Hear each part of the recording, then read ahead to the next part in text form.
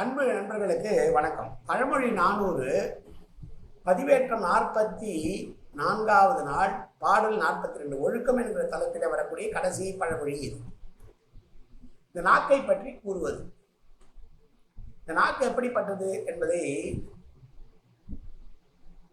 சொல்லுகிற ஒரு பழமொழியை பார்க்கலாம்.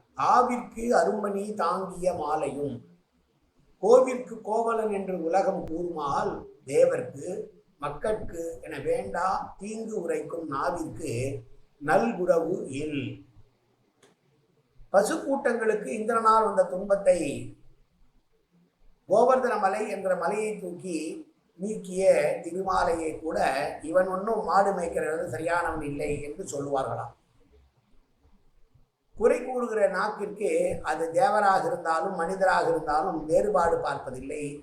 மற்றவர்களை புறம் சொல்லி தீமை சொல்பவர்களுக்கு அந்த நாவுக்கு உயர்ந்தவர்கள் இவர்கள் தாழ்ந்தவர்கள் என்று வேறுபாடு தெரியாமல் பழிப்பார்கள் என்று சொல்லுகிற பாடல்.